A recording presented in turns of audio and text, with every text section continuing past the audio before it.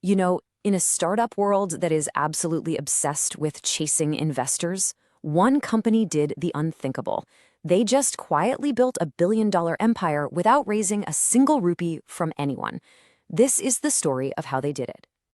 I mean, that's the big question, isn't it? How do you even do that? It sounds almost impossible. But this is the story of how two brothers from Karnataka not only figured it out, but used their answer to completely change India's stock market forever. And just so we're all on the same page about the scale we're talking about, we're looking at a valuation of over $3 billion. And all of it, every last bit, was built from the ground up, funded entirely by its own customers. It's a huge paradox in the modern tech world, and we're going to unpack it. So, to understand how they pulled this off, we have to go back to the beginning. And this story doesn't start in some fancy boardroom, but with one founder's early and often pretty painful grind. All right, so let's talk about Nithin Kamath. In the early 2000s, he was just a young guy completely obsessed with the markets. He'd study charts all day and then work nights at a call center just to get the money to fund his trading.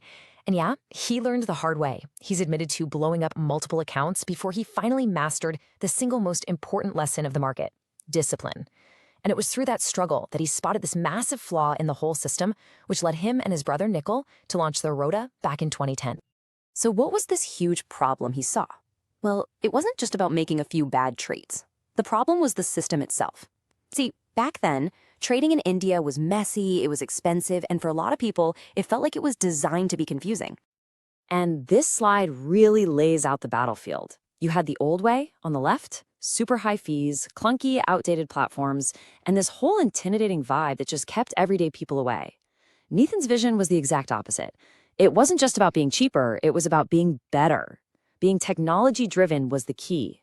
Build something fast, something reliable that people actually wanted to use, and make investing accessible to absolutely everyone.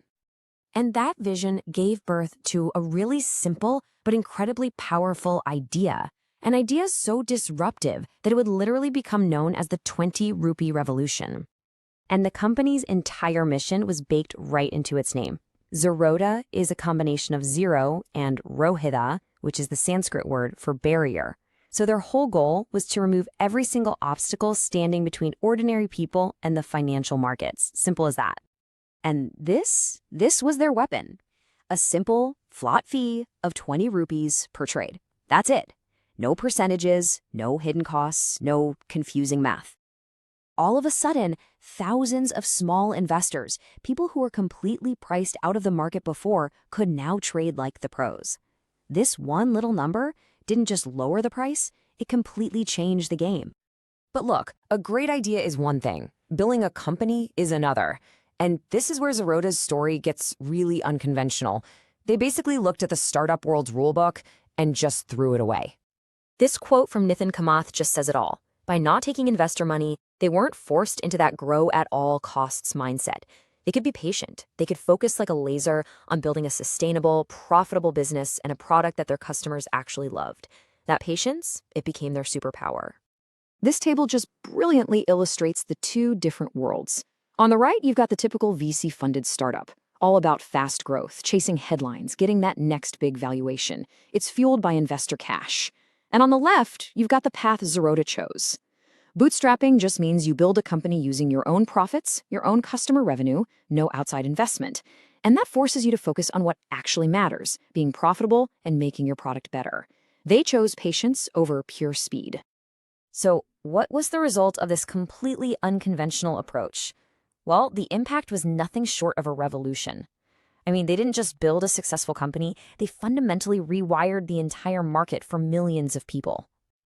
Just look at this chart. That first bar shows the pretty low retail trading volume before Zerodha launched in 2010. Now look at that second bar. That explosion in volume afterward, that's the revolution in action. And by 2020, as that third bar shows, Zerodha was handling over 15% of all retail trades in the entire country. They did this not with some massive marketing budget, but through word of mouth and a product people just genuinely loved. Today, that impact is measured in the millions. Over 12 million users. We're talking everyone from college students to seasoned professionals, all using this platform that was built on being accessible. And they didn't just give them a tool, they invested in their users' success with free educational platforms like Varsity, basically creating smarter investors for the long run. They truly democratized investing in India. So, if you boil it all down, the real lesson from Zerodha's story is this. In a world that is obsessed with funding rounds, their journey is this powerful reminder that discipline can be way more valuable than dollars. And a deep, unwavering belief in your mission, well, that can be a more sustainable fuel than any investor's capital. Zerodha's journey really forces us to ask a fundamental question about what it truly takes to build something great. Is it the capital you can raise, or is it the conviction you refuse to compromise on? It's a question worth